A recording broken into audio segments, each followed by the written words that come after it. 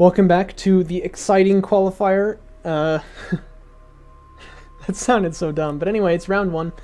Once again, from Kharak Cup number 6. And we're gonna have 10th wave here playing as the Coalition. Pretty cool colors though. Look at that.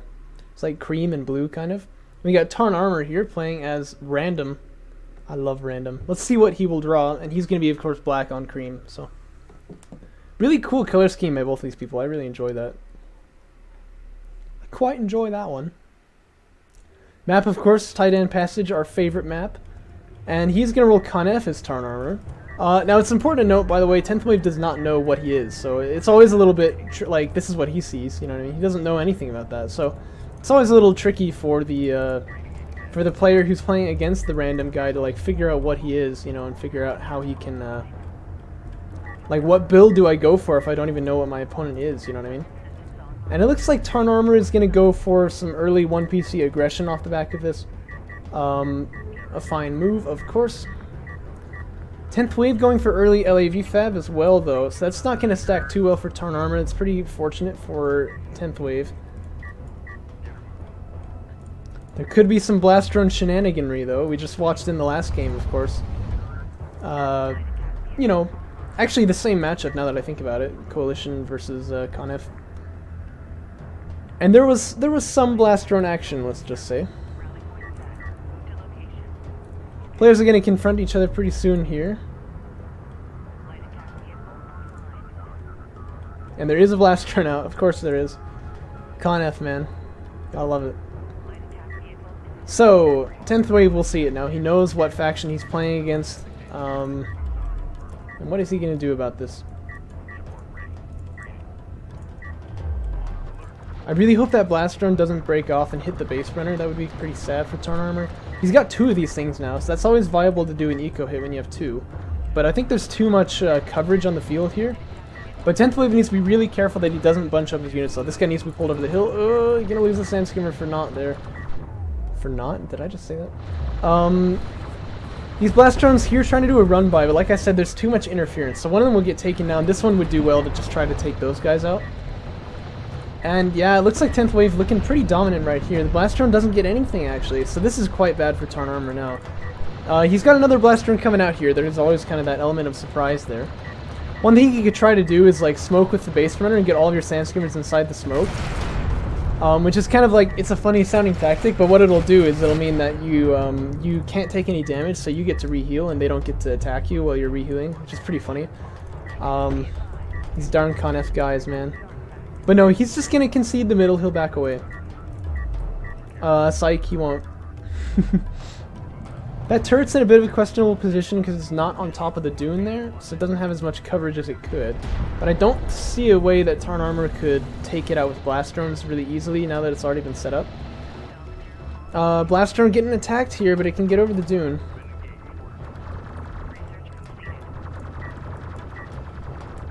And it's safe. It's going to move into the back line here, so that's always sneak. Oh, there's a Blast Drone right here, but it's not going to get anything. That could have been big. Tarnarmour not sure if he wants to commit for the base runner or get the LAVs, but I think the LAVs have to be the right choice here. Otherwise he'll lose all of his Sand Skimmers, won't he? Ooh, yeah, this doesn't look too good for him. He might not even be able to deny this artifact, so that's actually pretty crushing. And another turret goes up here, but the Blast Drone is here. Oh, man. Oh, man. I think he just needs to Blast Drone the turret. I don't think he can do anything else. Ah, that's real unfortunate. You should smoke the base runner here. Ooh.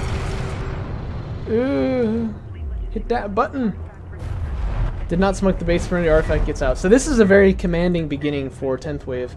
He's already gone into AAV fabrication as well. Yeah, he already made one actually. And he sees the Blast Drone with this scanner. That's beautiful. And you can't... Oh no, he's going to accidentally detonate on the scanner. I suppose that's actually alright, because this AAV was going to deny that Blast Drone anyway, but you know that thing Blast Drones do. You have to tell them to target a unit that's far away, or else they'll automatically detonate when they get too close to something. Blast Drone micro, yo. 10th Wave going for his production cruiser here now. Tarnarmour nowhere near refinery mode. And I would give the significant eco edge in that case, as well as the military edge to 10th Wave. So it's looking very good for him. The Space Runner, of course, ready to be tickled to death. But there are 2 turrets up here, which probably would hold the base runner's position. I don't think that's going to go down. There is an assault railgun here, so the assault railgun can get a nice snipe, actually. I would like to see that. It just has to be worried about getting run over by LAVs, and he doesn't know how many there are, so to be fair, there could be like 8 of them, and he wouldn't want to move out with the assault railgun, so playing passive not really wrong here either. Oh, you missed. He was about to trade 1 for 1 there, but stupid assault railgun missed. This guy's on the dune, he wants to pull back. Oh. He's going to go down as well. It's a little bit unfortunate there. The AV is in the area. Is there armor 1 done for the railguns? No. So these railguns are rather vulnerable to this AAV, I would say. 10th wave smokes. That's not really going to do too much, though. But it's no reason not to smoke if the AV is going to go down anyway, right? Didn't hurt him at all.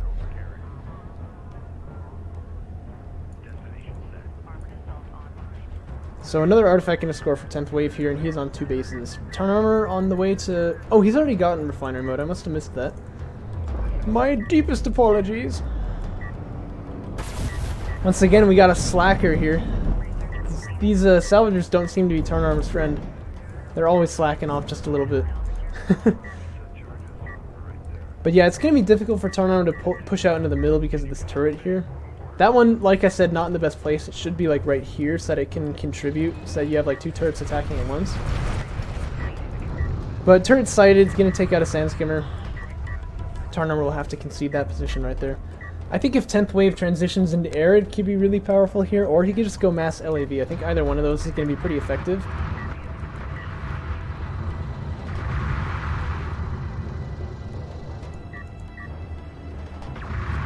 Okay, base runner goes down, but it got its turret out, so he probably needs to move off it. No, it didn't. Oh.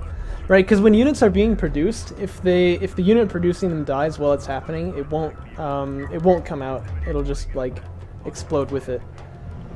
And on top of that, by the way, if you're producing a unit and then that unit that's producing it gets destroyed, you don't get a refund for the unit. So you're supposed to cancel them if you're producing them and it's going to die. That can be pretty painful when that happens to you. 10th wave's turret here is not going to be able to target this base, but it does put pressure on it in a sort of way. It's just like he has a staging ground for attacking this 3rd base here, so his turret placement is really not bad, except that this one should be on the crest of the dune there. I really think they're good turrets anyway. If it comes to a railgun war, Tarnarmour should win at this point, but he needs to make more railguns, and that he will. No, these are assault railguns. Oh, he does have another heavy though, so it's 3-on-3. Gaussian should win the 3-on-3. You have stealth railgun syndrome sometimes, which is a little annoying, but...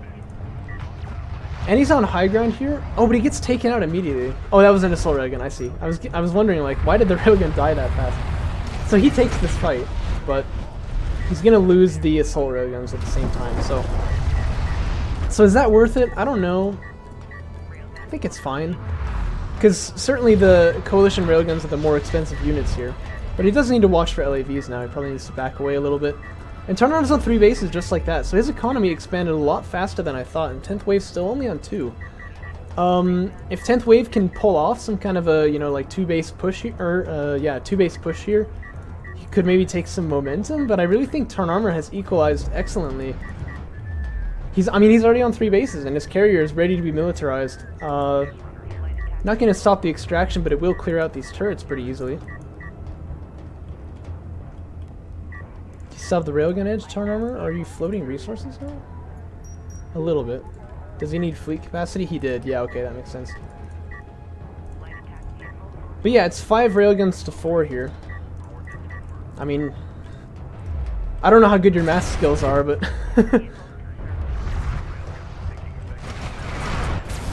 So Tarnarmour's okay with taking a bit of damage here. He'll just cruise missile this turret down. Looks like he actually took a loss there in the railgun fight. I think he lost 2 actually just now. Which is kind of mysterious. I'm not sure how that went down, but... Little backstep LAVs. I like this quite a lot. I noticed also Tarnarmour was getting missile ship tech. I like that because, you know, the railgun line is just, it's vulnerable to missile ships. You always want to have that. He's got a lot of heavy railguns now, only 2 assault railguns, so he may be in a bit of trouble here. And he doesn't know about this attack here. Of course, that's like the Conf curse, is not being able to see any part of the map, really. it's going to be tricky for him in that case. And they're going to find a heavy. That's exactly what they wanted. I'd also like to point out 10th Wave is on an armor upgrade advantage, but he does not have the he doesn't have the mag accelerators. That's a little interesting as well. This is a really nice backstab here, but it's going for the production cruiser. Not sure if it'll get it, but if it does, it's going to be really, really valuable.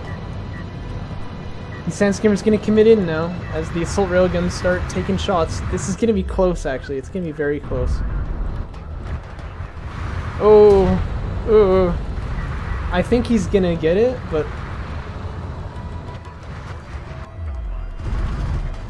if this railgun war goes the way of Tarnarmour, I'm sure of it. It does. He loses the production cruiser, but he's gonna take the war. Okay, so at this point, Tarnarmour needs to push out immediately, I think, because he's just lost the base on the back line there. He can remake it, but it's gonna take him a lot of time. But he has momentum, so I would say push out immediately, because the entire army just got wiped for 10th Wave. And now he's making LAVs. I like that move from 10th Wave. But Tarnarmour can make assault railguns to counter, so he needs to move out now. He's doing it, to his credit. I'd like to see these assault rails move. Yep, there they go. As well as the Sandskimmers as well as them as well. Yeah, you know what I mean. Alright, I really think Tarnarmour can take it at this point. Fighter and gunship fabrication coming out for 10th Wave. Tarnarmour already has missile ship fabrication, but he might take some losses initially, of course. Oh, unfortunately, a heavy railgun got sniped by the turret right there, but even with the high ground, or this is not high ground? Oh, it's not even high ground, look at that. But yeah, that's not a fight that 10th Wave can take. And good cruise missile is going to take one of the railguns out right there. That one goes down. There is a weak rail on this side here, but it'd be difficult for 10th Wave to focus it. And Tarnarmour just really looks like he's steamrolling here. I think at this point, missile ships would be a good idea because oh yeah, look at that. Missile ships are being produced. Alright, so I really feel like Tarnarmour is playing very well here. Rails probably don't want to be so close to the carrier if it's that powered up, but... And you notice they aren't actually shooting because they're getting blocked by the carrier, sort of. It's a really annoying thing that'll happen. LAVs are going to boost in, and the assault rails need to target them, and they are going to. But actually, a lot of the heavy rails went down there, and that's a little odd how that happened so quickly. Tarnarmour doesn't want to be with this carrier, because the Kharak carrier cannot run away, and it's really weak.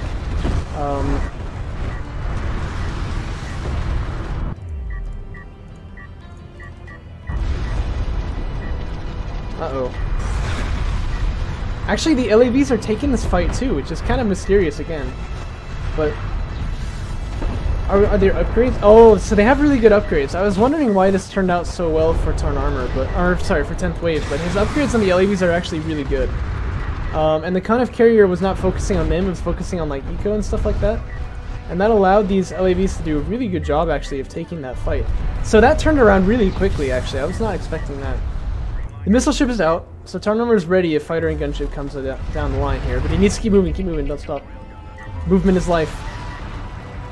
Continuing to cruise missile the opponent carrier, that's a good move. Decent hits on the railguns, but I think he should go for the carrier to try to like force this carrier to move back. And he needs to be producing railguns. I don't think he's really producing much. Or maybe he is and the production tabs is bugged.